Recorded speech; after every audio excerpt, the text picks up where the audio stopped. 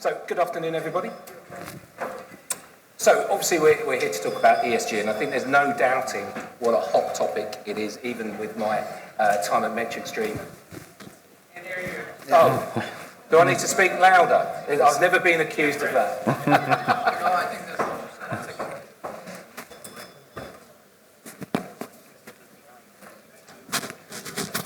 Testing.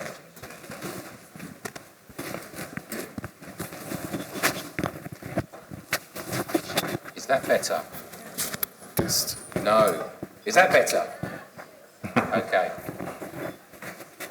I don't think I've ever been accused of not being able to talk loud enough. So, there's no doubting that ESG is a hot topic, and I suppose there's no coincidence that this summit actually coincides with COP27 this week.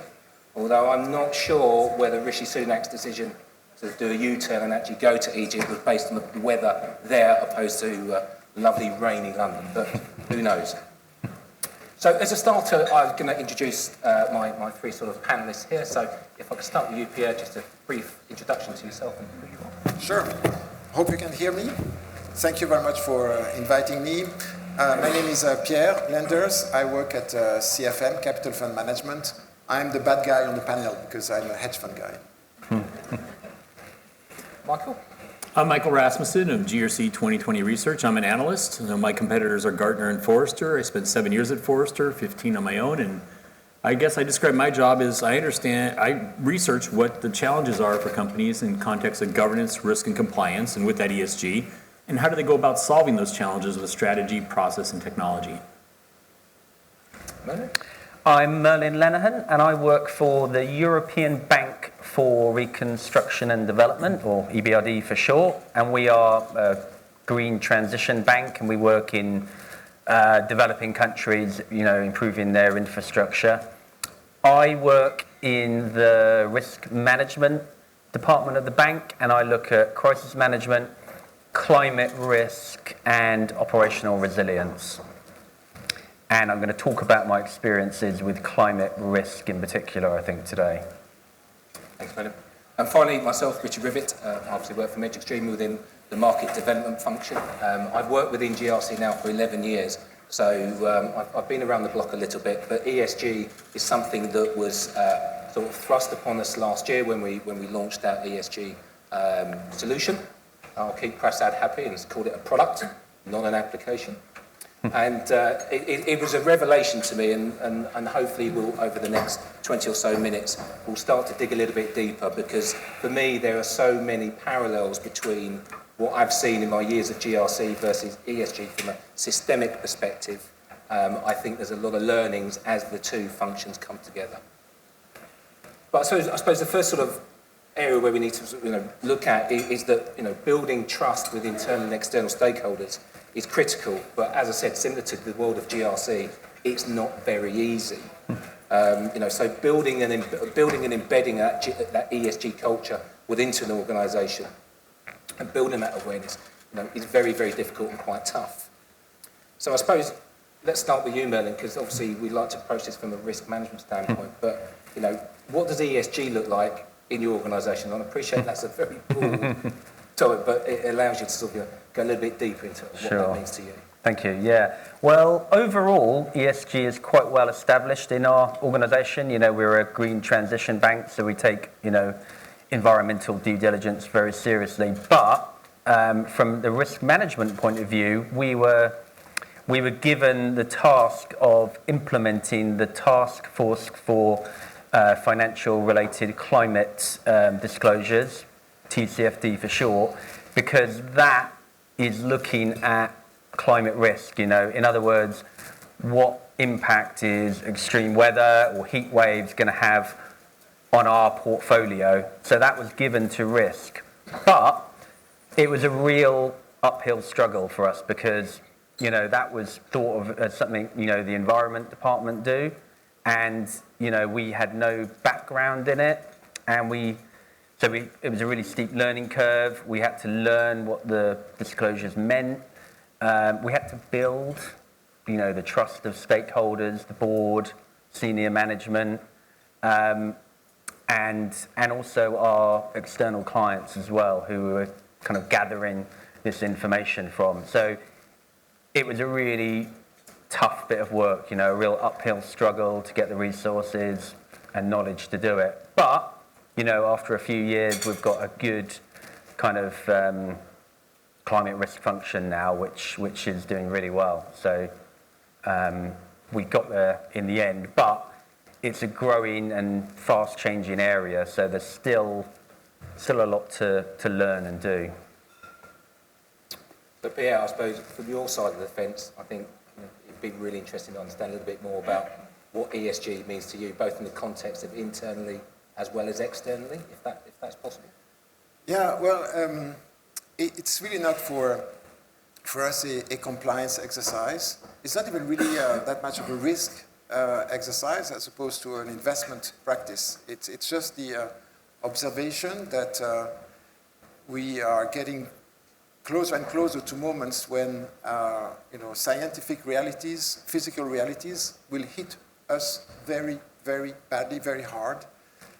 So it's not a matter of process either. It's not like, there should be an ESG team, like there's this compliance team and a risk team, and they all, politely sometimes ask questions to the investment teams or, publish reports. But it's really much more from the point of view of, as an investor, do we see that there are reasons to worry that unless we incorporate certain types of data into the investment process, we will make wrong investment decisions.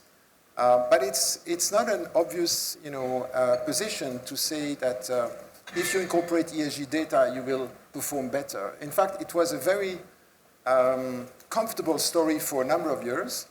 I mean, ESG started as an anti-capitalistic movement, right? Let's be honest about it. It was people realizing, okay, it's nice we make money, but what about the planet? What about those poor people that are suffering from these kind of processes?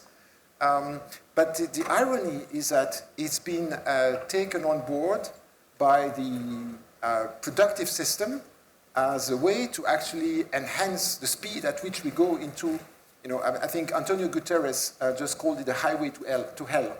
So that's where we are, and that's how we think we should think about ESG. And so it was very comfortable because for a while you would make money by investing into integrating ESG. And why that? Well, because everybody was doing it, or everybody was starting to do it and doing it more and more. So you had an influence of that positioning on prices. And so you have all this nice observation that if you use MSCI data or Sustainalytics data, you're going to outperform your benchmark up until the end of 2020, really. And it's really interesting if you look at, for instance, the Global Clean Energy Index versus the Energy Sector Index. Just on a year-to-year basis, you are down 70% on the trade. So for the last 2 years, if you still believe in this nice story that integrating ESG will make money, whatever you do, and in a naive way, you are wrong. And we're getting into the adult age of ESG, where we'll have to be aware of what it really means. But this is maybe for another time on the discussion on another panel. I think investors will at some point realize that we shouldn't just let young activists gluing their hands on paintings in museum, but that we need to ask our governments to start bringing consumption and essentially this addiction to fossil fuel down. Because all what I see with investors putting pressure on corporate, be good people, really try to get out of fossil fuel, is only going to result in greenwashing until you actually get sustainably investing, sustainably producing to be profitable. And for that to be the case, you actually need laws, you need taxes, you need incentives, you need quite a number of steps to be taken so that it becomes profitable again, like it was maybe between 2016 and 2020, to be a sustainable person or to be an ESG person. There's an enormous risk that this is becoming a process stuff and not result-driven. But I'll stop here.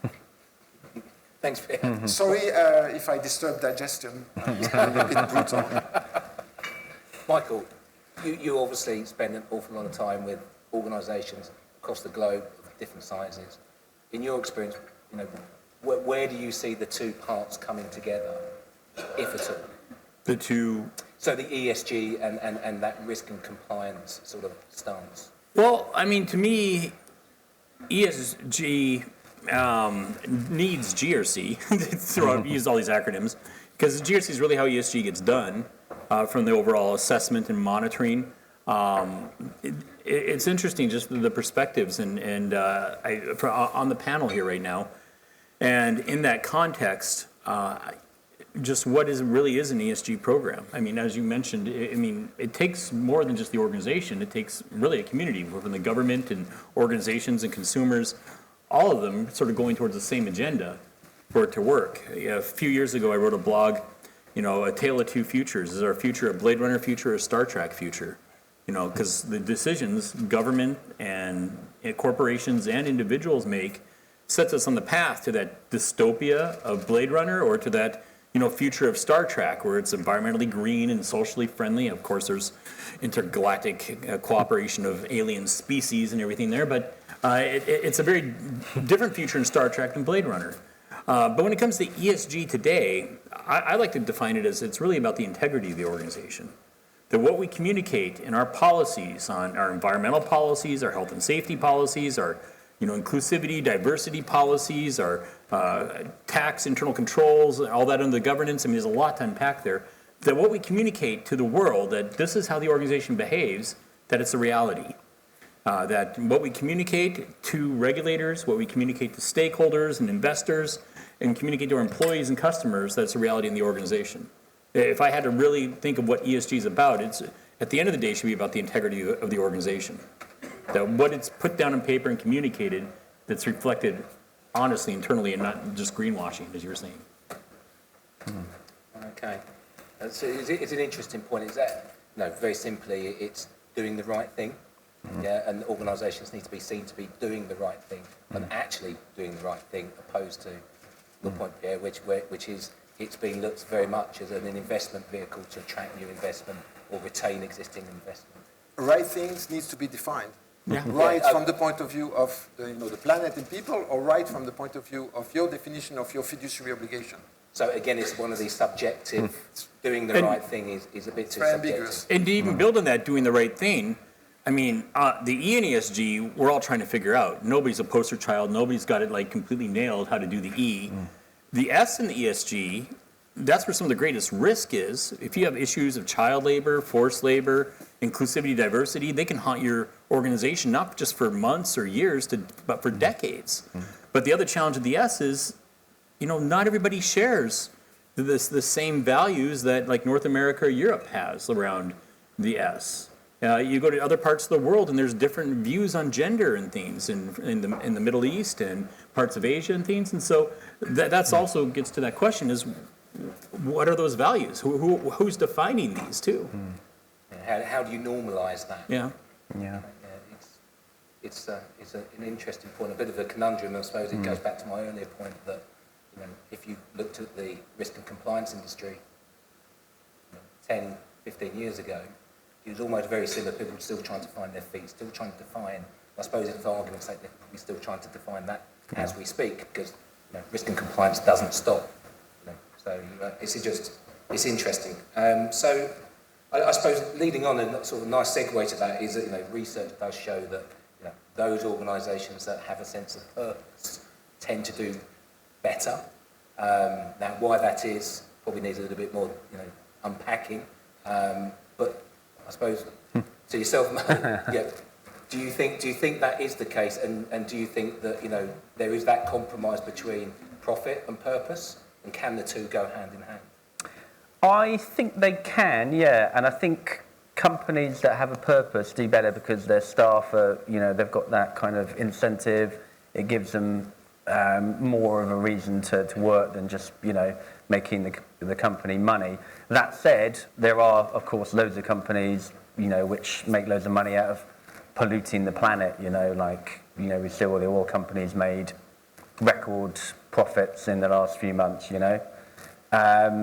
But I think they can work together really well, purpose and profit, because I think having that, certainly in my organisation anyway, it's a big factor for people working there. It attracts people to work there and retains them as well. And, you know, sometimes people might complain about a lack of pay rise or, you know, other incentives, but that purpose does really help drive the organisation and makes it a nice place to work, I think, as well.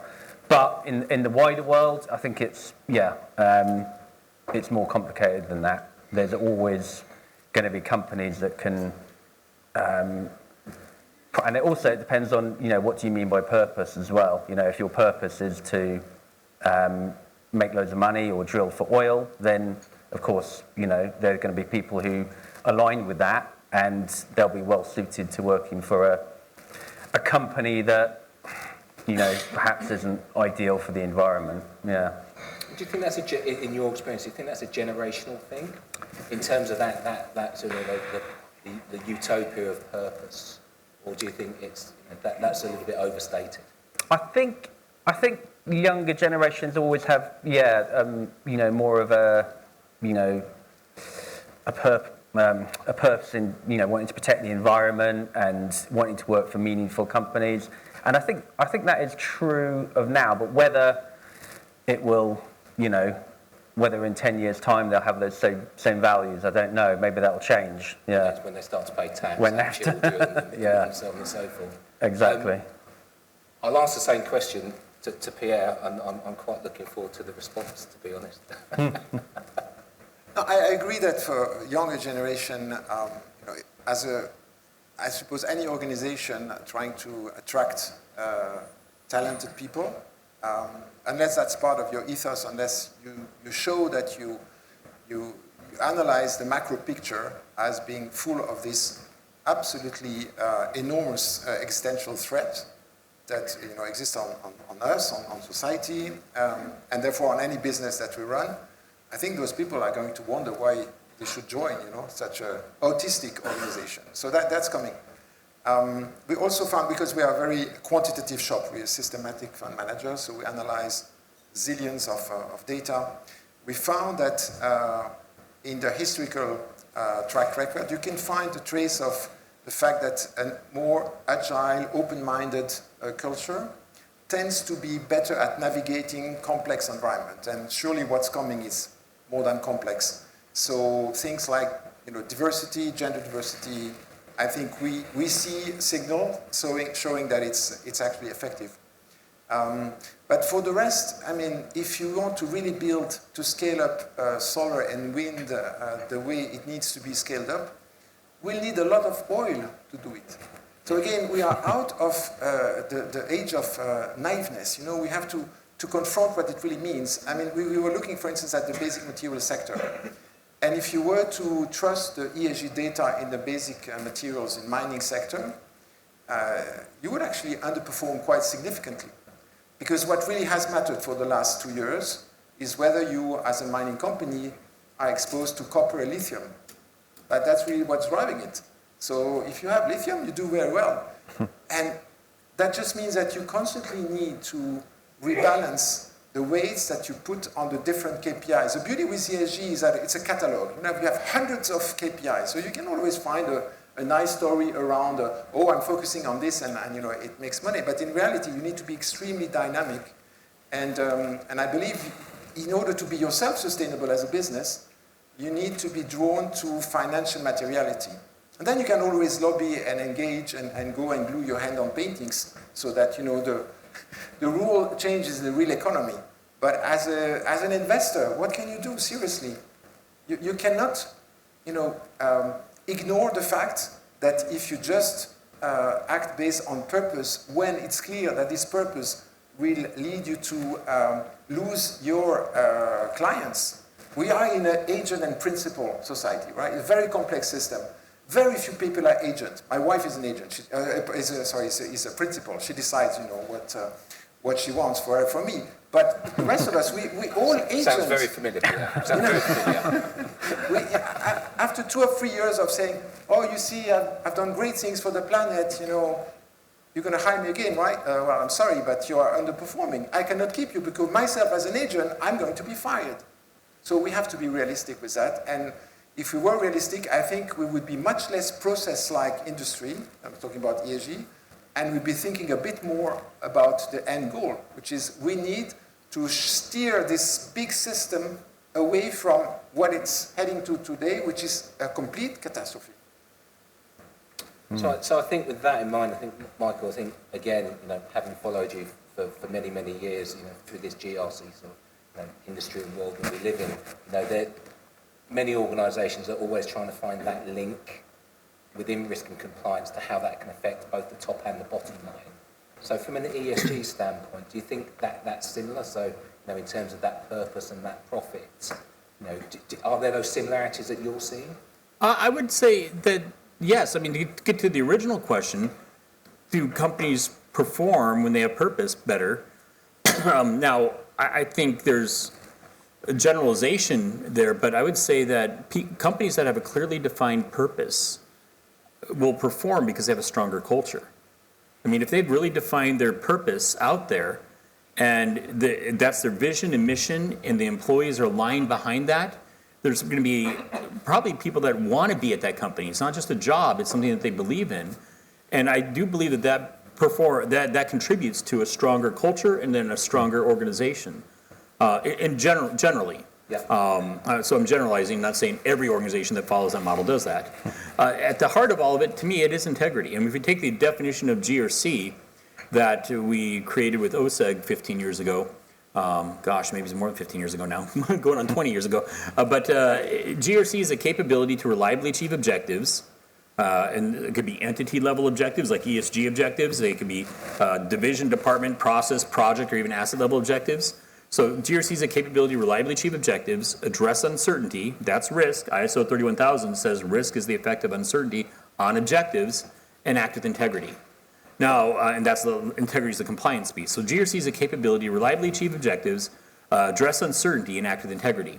Now, the challenge is a lot of people take like GRC software and things like metric stream, and they start with the compliance, and they might get to risk, but a lot of times risk is a compliance view, and they never really get to the objectives and strategy and performance of the organization.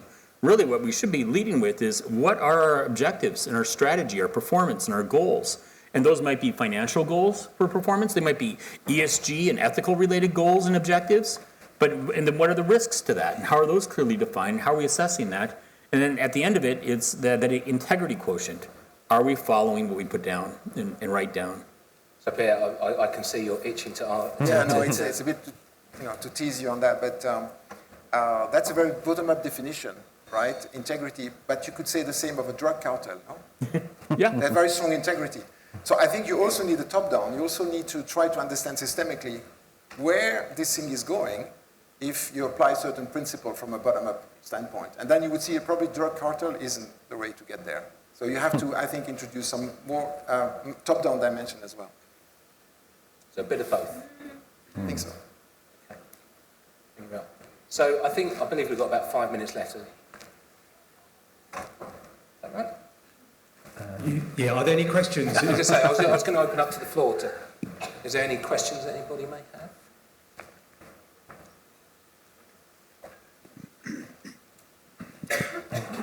Thank you. It was fascinating listening to all the discussion. I had a question which probably lent more to what Pierre was referring to. There's this perennial... Here, this way. This end. Sorry? Okay, you were just in the spotlight. Sorry, no worries. Literally in the spotlight. No worries. This perennial debate between what investors actually want and whether ESG, if you're fully compliant, not greenwashing, whether you can deliver that. And I completely take your point, and I actually to an extent agree with that, that as an agent, capital flow is being considered nowadays as the key driver to achieve ESG, whereas it should come more from top down rather than expecting the capital guys or the fund managers or asset managers or investment managers to actually drive people away from, say, oil and that industry. And I think with I've heard different opinions, of course, and they all align with what we've heard in the market. But is there any real conversation happening at the top somewhere to actually differentiate between, if you go fully ESG compliant, you might not perform as some of the others would do. As a cultural thing, you should, as an investor, be happy with lower returns, or perhaps the government or somebody else compensate to make sure they actually don't lose out. There is no easy answer, but there's an expectation from the industry to actually make it happen. And quite a long-winded point, but I was wondering whether there's anything concrete coming down the pipe which will help with that debate. So who's got the easy answer? Well, Volunteers. I mean, it's interesting because you asked the question about ESG as a risk, and for us, but again, because we are a hedge fund, so we can, go both longs and shorts, it's as much an opportunity field as risk. And I think what you allude to is the fact that you have plenty of, startups or new technologies being developed. I mean, there's always the risk that everybody thinks that, what happened to Tesla will happen to anyone doing hydrogen now or things like that. But Musk had the genius to realize that governments would put, some incentives around, solar, and that this was an industry that governments would be helping. So we have to hope that there's going to be the same thing that will help the green industry to actually prove that it can deliver also from a profit standpoint. Any thoughts, Alan? Yeah, I think from the point of the EBRD, we've actually kind of got it easy because it's kind of built into our articles, our DNA, as it were, that we have to do green investments. And we have made plenty of profits over the years as well. So it is driven by the kind of core values of our organisation. So I guess we don't have the same problems maybe that other organisations do. We still have to discuss how best to apply ESG values and principles and all the rest of it. But it's something it's the forefront of our mind. We're not going to kind of get out of doing things because they're difficult or hard. We're going to do them. So I guess in a way we don't have that dilemma to the same extent that the commercial sector does. Final thought, Michael? I'd agree with my panelists. Yeah. Do we have time for one more question? If we have one. I think we just One over there, I think. Just got one just over on the back there. Hi, my name is Jatin. I'm from HCL Tech. So the question that I have is, as I hear the panel defining the differentiation between the purpose and the profits, we understand that, right? But ESG, while the organizations are still trying to cope up with what it is, what are the regulations, I feel that it's an important concept that it drills down to your supply chain. So do you think that there are any baseline KPIs? There cannot be something standard through which you can measure everyone, right? But are there any baseline KPIs that apply to a supply chain while doing a supplier risk assessment on the ESG parameters? I would say there's a lot in progress right now. I don't think there's a gold standard for it. Different firms are measuring things in different ways, but the reality from a regulatory standpoint is you can't do ESG without looking at the extended enterprise. Particularly when you look at Germany's law, and then now Norway and Switzerland have followed suit in the EU directive, and there's an extensive push for ongoing continuous due diligence around ES and G, and that's broad. But then you have all these other things like UK Bribery Act and SEP and DO in France, and other things that tackle pieces of ESG. UK Modern Slavery Act and things. There's a lot of regulations that tackle pieces of things that impact the third parties and supply chain and extended enterprise. But then you get this broad sweeping regulation that we're seeing in Europe right now with Germany and then Norway, Switzerland, and the broader EU directive in this space. That it just you have to be looking at this. But nobody's put all the data together as far as metrics for suppliers and things. I think there's a lot that's going to be figured out in the next couple of years. Yeah. I think we've got one final question at the back, gentleman there. Hi. Hi, we talked about E and S. There was very little conversation about the G, right? Where do you guys stand on the G aspect? Because I think that is more driving everything else. So I just want to hear some thoughts around that. Well, the G, from the way I define it and have understood it in my research, not just saying I'm defining it, but what I've understood in my research, I mean, it's very broad. It's the most mature and established area of the E, S, and G. There's less variance in the G between industries than there are in the E and the S. There's more consistency as far as approach, because like an environmental program in a bank is going to look different from an environmental program in a mining company. And there's different social aspects too when you get into a lot of manufacturing operations and things as well. But in the context of the G, there's a lot of similarity when you deal with internal controls over financial reporting, anti-bribery and corruption, anti-money laundering, information security, tax transparency and beneficial ownership, and all those different pieces that could fall under the G. There's a lot more consistency, and then you find a lot more of organizations are more mature in that area. Final thoughts? Yeah, I'd broadly agree with that. Yeah, we have a slight problem at the bank in that we're not regulated, so we have to kind of impose all these regulations voluntarily, which does make life a bit harder because we don't have regulators kind of breathing down our neck, and we're not going to get in trouble from the law because we haven't implemented something. So it makes it a bit harder for us, but yeah, we have a mature program. Yeah. And as far as... Sorry, final no, after you, go on. Okay, so no, as far as we're concerned, we're not, again, taking it as a sort of process-driven, box-ticking exercise. We have to do some E, we have to do some S, we have to do some G, and hopefully 1/3 of each. But it's much more what is actually meaningful, and our fiduciary duty is to be smart, possible smart investors. So we'll take whatever's financially material, whatever we think contributes to the performance of the companies we may invest in. And that's why I was mentioning the example of diversity, because certainly not the number of women on board. That's completely ineffective, because that's now a greenwashing tool that every company uses. But it's maybe you go down some of the very refined KPIs, and then you will find things that are significant, at least for a certain period of time. So that's where we would see G. It's not because it's a G we take it. It's if it's financially material. Okay, thank you very much. So, thank you very much for listening. Yeah. If you could give my panelists here a round of applause, I'd greatly appreciate it. Thank you very much.